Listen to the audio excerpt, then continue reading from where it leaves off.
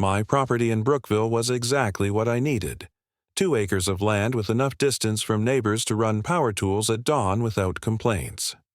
The long gravel driveway curved past several oak trees before reaching my detached garage and workshop, where I spent most of my days crafting custom furniture. The setup was perfect for receiving deliveries of lumber and allowing clients to pick up finished pieces without hassle. I'd been living there for nearly 8 years, establishing a reputation for quality workmanship throughout Montgomery County. My latest commission, a black walnut dining table with hand-carved details, sat half-finished in my workshop. The smell of sawdust and tung oil hung in the air as I ran my hand over the grain, checking for imperfections. That was my life before the Michaels family moved in across the street 3 months ago. The moving trucks showed up on a Tuesday. I didn't think much of it at first. The house had been on the market for a while after old Mr. Peterson passed away. I waved to the husband when I collected my mail that afternoon. He seemed pleasant enough, returning the gesture with a quick nod before rushing back to direct the movers about a sectional sofa. It wasn't until the following weekend that I met Karen. I was unloading cedar planks from my truck when I felt someone watching me. When I turned around, I spotted a woman with perfectly styled blonde hair standing at the edge of her driveway, arms crossed, studying my property. I raised my hand in greeting, but she just turned and went inside. Later that day, I noticed gaps in the blinds across the street as I worked in my front yard. The following morning, she was out collecting her newspaper when I left for a lumber supply run. "You're up early," she called out, though it was already past 8. "Morning," I replied, climbing into my truck. "I'm Samuel Wilson." "Karen Michaels?" She gestured toward my workshop. "Do you run a business from home? There's been quite a bit of noise." I explained my woodworking business, mentioning I kept my hours reasonable and followed county regulations. She nodded with tight lips before mentioning something about neighborhood character and walking back inside. That interaction was my first clue that things might get complicated. The first actual incident happened 3 weeks after they moved in. I returned from grabbing lunch in town to find a silver Lexus SUV parked halfway across my driveway entrance. The vehicle wasn't completely blocking access, but it forced me to veer onto the grass to get in. I assumed it was a delivery person or someone who would be back shortly, so I went to work in my shop. 3 hours later, the SUV remained in the same spot. After checking that no one was around, I walked across the street and rang the Michaels' doorbell. A teenage girl answered, phone in hand, barely looking at me. "Is your mom or dad home?" I asked.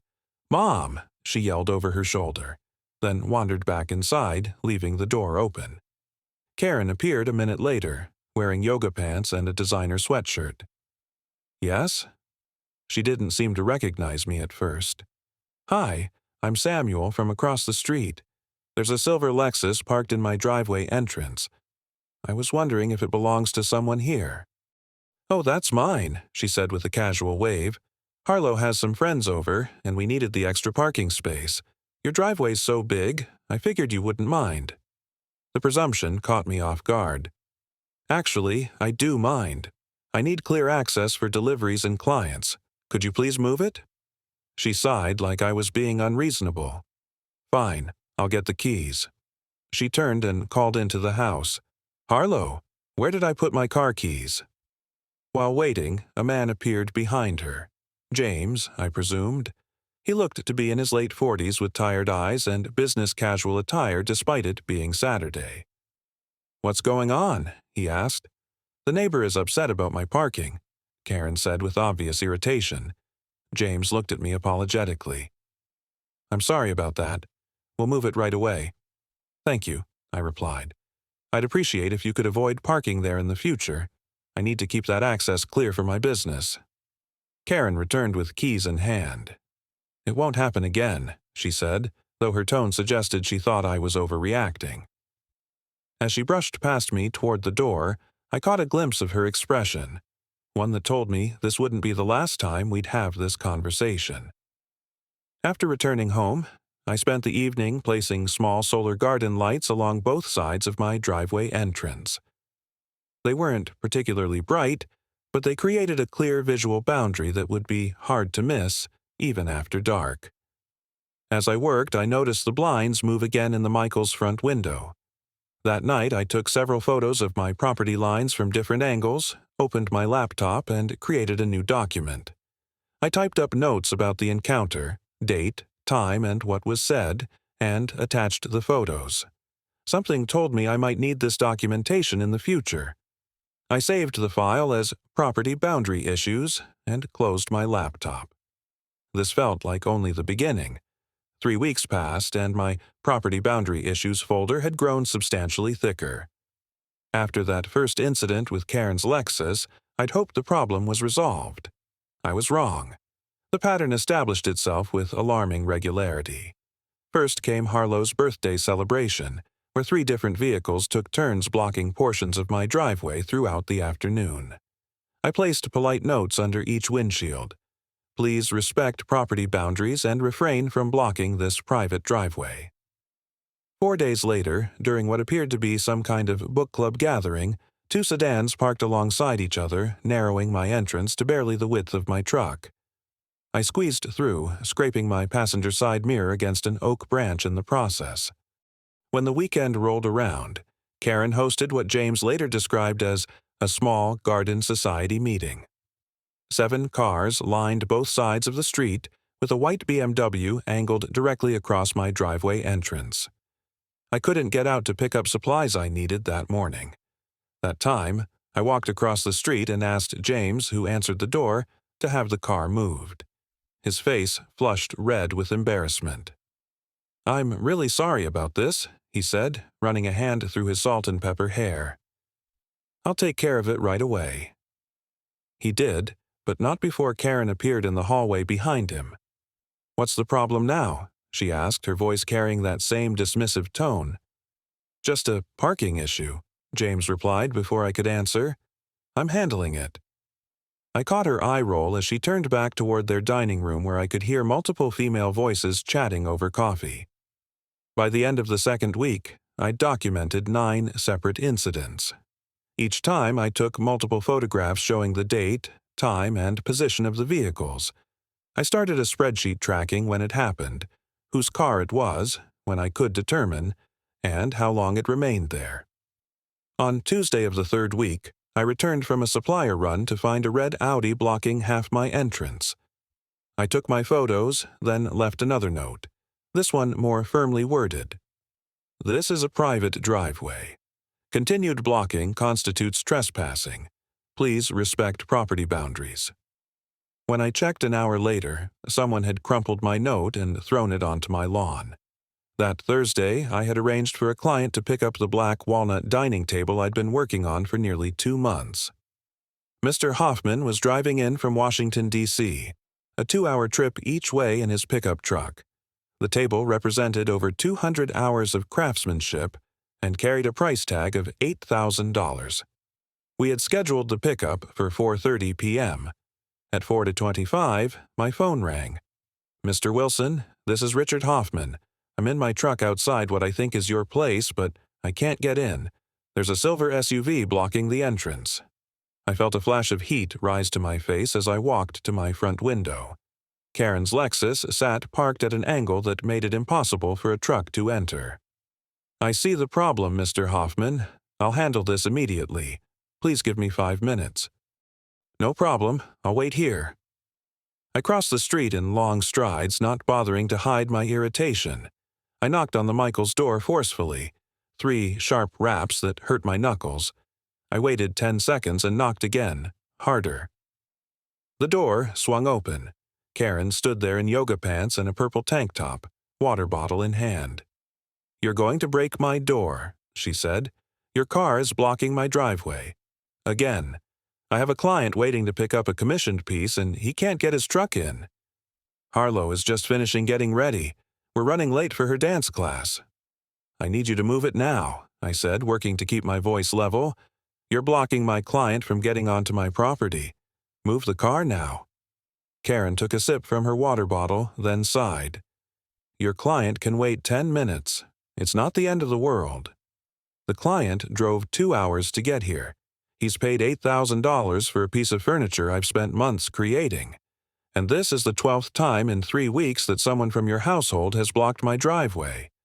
She raised an eyebrow. "You're counting. That seems excessive. You're being dramatic.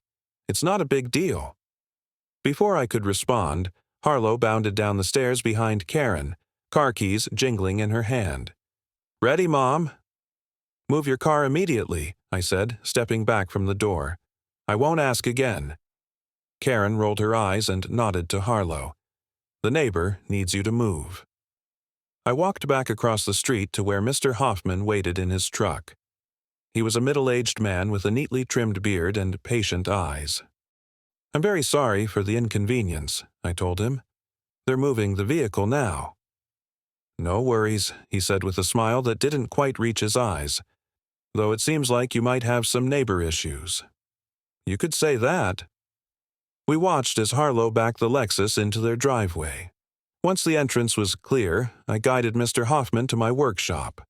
The loading took about 20 minutes, during which time both Karen and Harlow drove off without a glance in our direction. After Mr. Hoffman left with his table secured in his truck, I sat at my workshop desk and added today's incident to my documentation. This one felt different.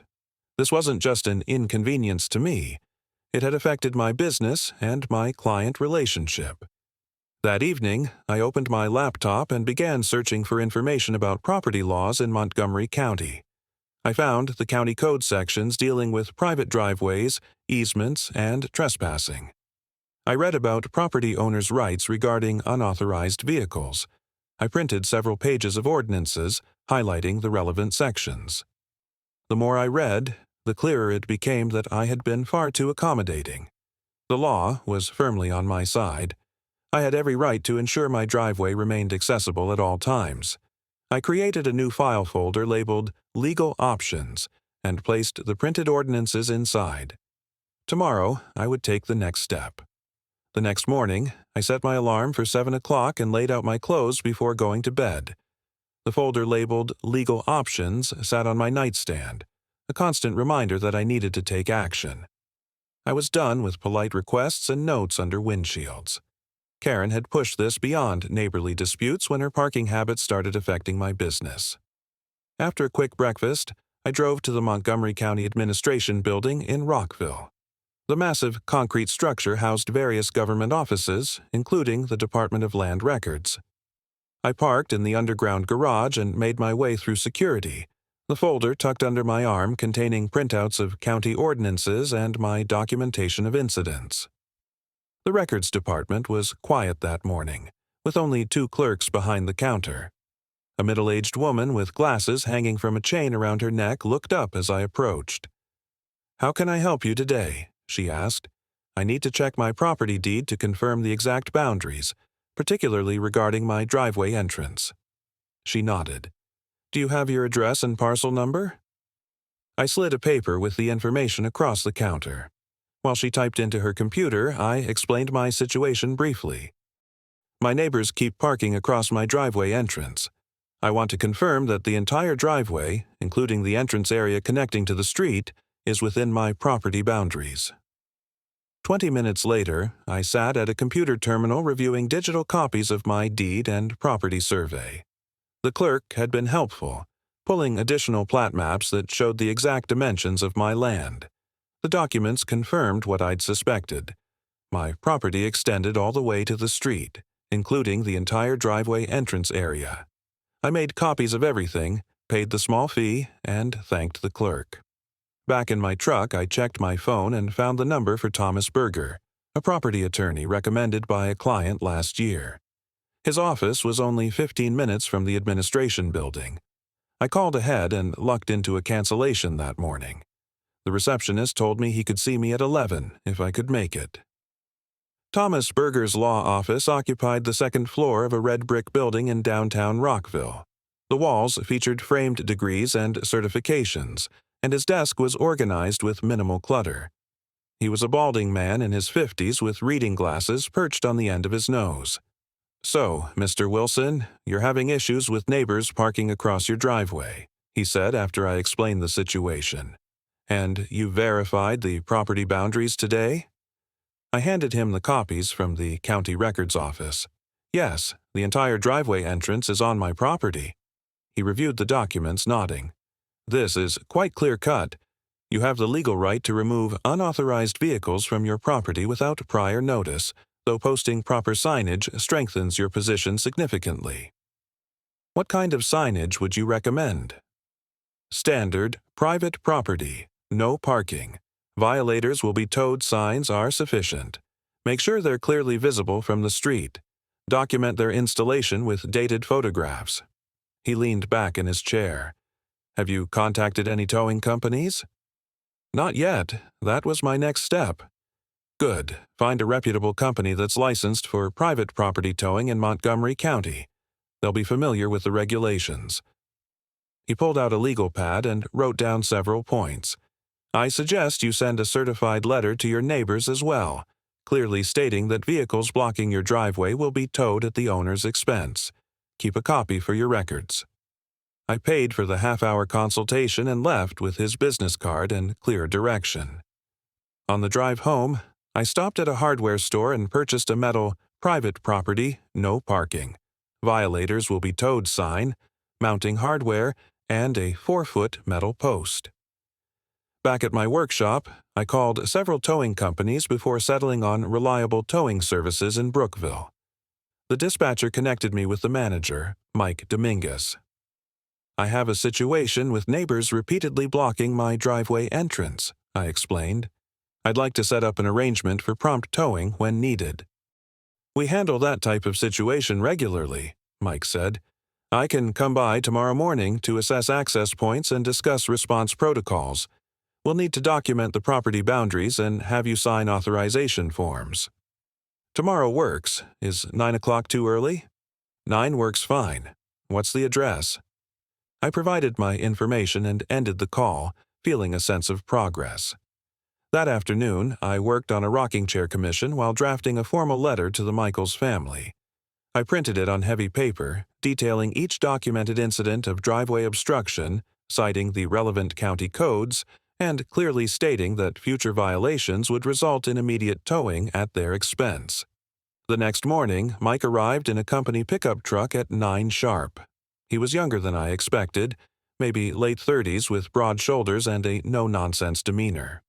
I showed him my property documents and walked him around the driveway entrance. This is a straightforward case, he said, making notes on a clipboard. Your driveway entrance is completely on your property, and you have clear documentation of repeated violations.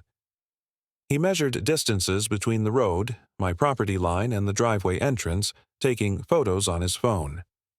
Our standard response time is 15 to 20 minutes during business hours, maybe 30 minutes during evenings or weekends. We'll send the nearest available truck when you call. He handed me several business cards. Program our number into your phone. When you call, mention you're on our response protocol list. We discussed pricing and procedures for about 30 minutes. Mike explained they would handle all interactions with the vehicle owners, including collecting payment before releasing towed vehicles. Most people get the message after the first tow, he said with a slight smile.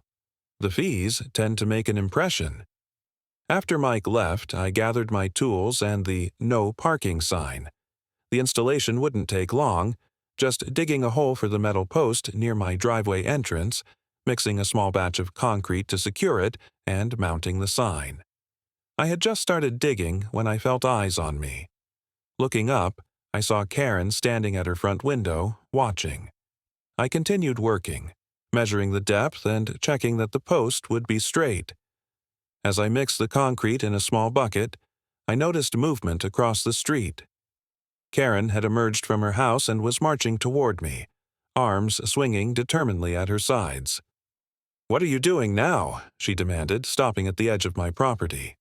I continued working, not looking up immediately. Installing a sign. "I can see that. Why?" I stood up then, wiping my hands on a rag. "Because it's required by county ordinance before towing unauthorized vehicles from private property." Her eyes narrowed as she read the sign leaning against my truck.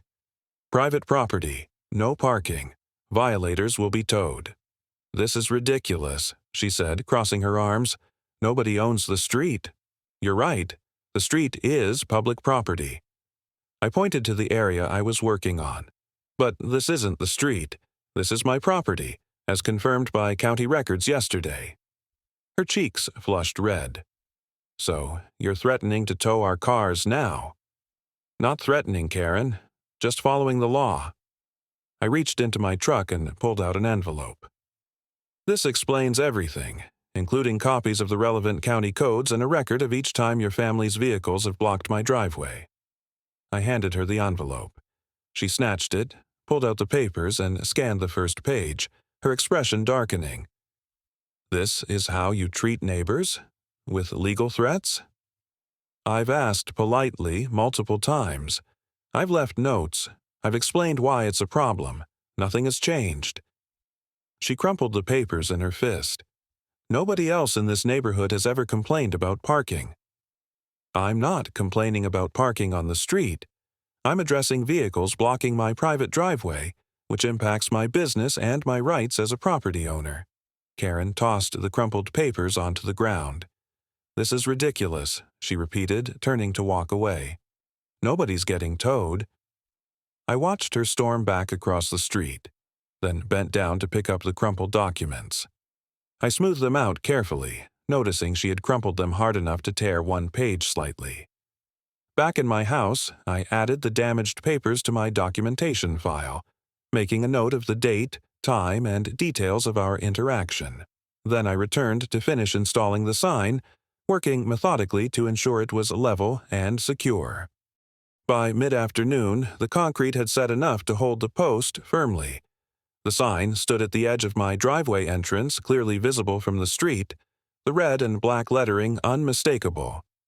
Private property, no parking, violators will be towed. I took several photographs from different angles, capturing the sign's placement relative to my property boundaries. These joined the growing collection in my documentation file. I had done everything by the book, consulted county records, spoken with an attorney, installed proper signage, and arranged for legal towing services. The next move was Karen's. 3 days passed without incident after I installed the no parking sign. No cars blocked my driveway. No one from the Michaels household acknowledged me. The sign stood its ground at the edge of my property, red and black letters clearly stating the consequences of trespassing.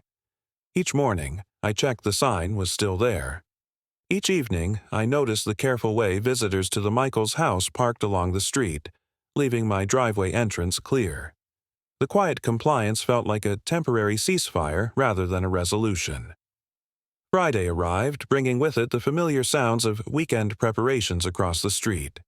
Through my workshop window, I caught glimpses of Harlow directing friends carrying shopping bags into the house. By late afternoon, I'd counted 6 teenagers entering the Michaels residence, music eventually spilling out whenever the front door opened. I focused on sanding the edges of a cherrywood jewelry box, trying not to anticipate problems. The formal letter and sign had made the boundaries clear. Even Karen would respect the legal consequences now. At 8:30 p.m., I finished applying the first coat of finish to the jewelry box and locked up my workshop for the night. As I crossed my yard toward the house, headlights swept across the grass. Karen's silver Lexus pulled up to the curb directly opposite my driveway. I paused, watching as she stepped out wearing a dark dress and heels, clearly dressed for an evening out. Our eyes met briefly across the distance. Without acknowledging me, she closed her car door and walked toward her house. I continued to my front door, almost inside when something made me turn back and look. The Lexus sat angled across half my driveway entrance. She had done it deliberately, positioning her vehicle partially on my property after weeks of documentation, a formal warning letter, and a clearly posted sign. The challenge was unmistakable. I went inside, washed the wood stain from my hands, and picked up my phone. Mike Dominguez's business card lay next to my computer where I'd left it. Without hesitation, I dialed the number. "Reliable towing. This is Mike." Mike, it's Samuel Wilson. Someone has parked across my driveway again. The neighbors we discussed? Yes, silver Lexus SUV, partially blocking the entrance. I've got you in our system. I'll head out myself, about 20 minutes. Thanks. I hung up and went to my front window. From there, I could see the Lexus positioned exactly as Karen had left it, a deliberate intrusion. I took several photos with my phone, adding them to my already substantial documentation. While waiting, I made tea and reviewed my legal notes. Everything was in order. The sign was properly installed. I had documented weeks of violations. I had sent formal notice. I was entirely within my rights. At 8:52 p.m., a tow truck with reliable towing services on the side pulled up near my driveway. Mike stepped out with a clipboard, accompanied by a younger assistant. I walked outside to meet them. "Evening, Mr. Wilson," Mike said. "Still the same situation we discussed?" I pointed toward the Lexus. "Yes, that vehicle is partially blocking my driveway entrance." Mike examined the position of the SUV and checked the property line markers we had identified during his previous visit. He took several photos from different angles. "Clearly on your property," he confirmed. "I'll need your signature on the authorization form." I signed the paperwork while Mike's assistant positioned the tow truck and prepared the equipment. The process was quick and precise. The assistant secured wheel straps and adjusted the tow bar while Mike completed the documentation. Within 10 minutes, they had the Lexus hooked up and ready to move. The front wheels lifted off the ground as the hydraulic system engaged. Just as Mike returned to the driver's seat, the front door of the Michaels' house flew open. Karen ran across the lawn in a blue bathrobe, her hair wrapped in a towel. Her face twisted with anger as she yelled, "What are you doing? Stop! That's my car!" Mike paused, looking to me for guidance. I stepped forward calmly. "Your car is being towed for blocking a private driveway," I explained, "as the sign indicates, and as the letter I gave you explained." Karen stopped at the edge of my property, looking from me to Mike to her suspended vehicle. "You can't do this. This is outrageous." She turned to Mike. "Put my car down right now." Mike maintained his professional tone.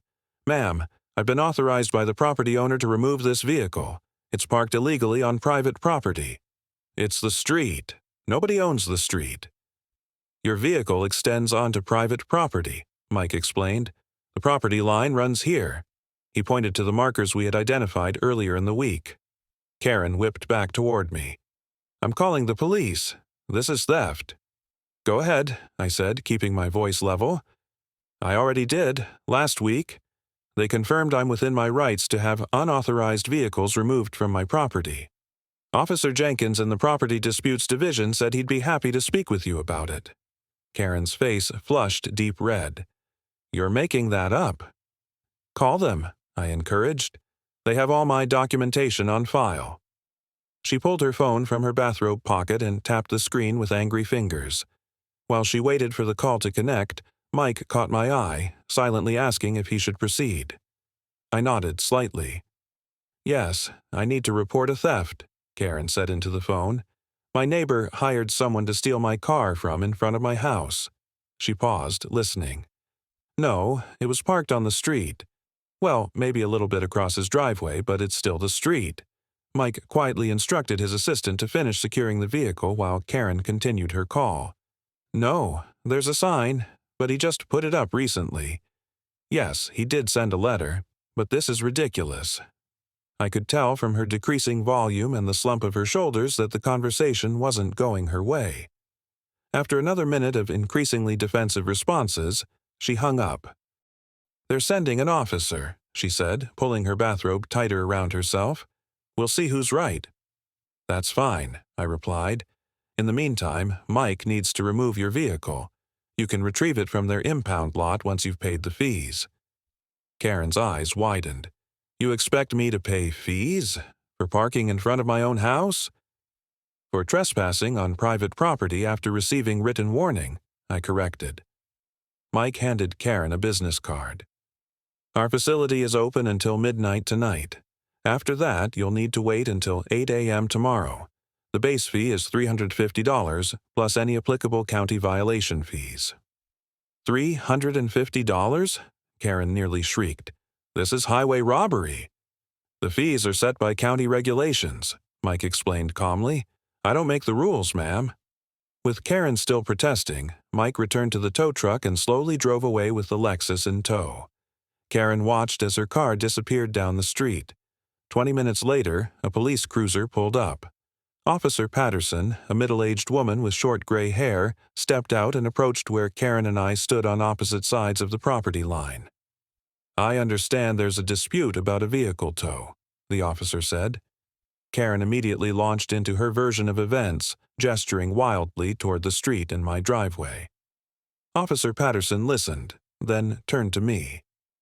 Sir, may I see your documentation? I invited her inside, where I provided my property deed, the photos of repeated violations, copies of the warning letter, and documentation of the sign installation. Officer Patterson reviewed everything thoroughly. Everything appears to be in order, she said as we walked back outside where Karen was waiting. Mr. Wilson has documented multiple instances of your vehicles blocking his private driveway. He's installed proper signage and provided written notice that violators would be towed. But it's just the edge of his driveway, Karen argued.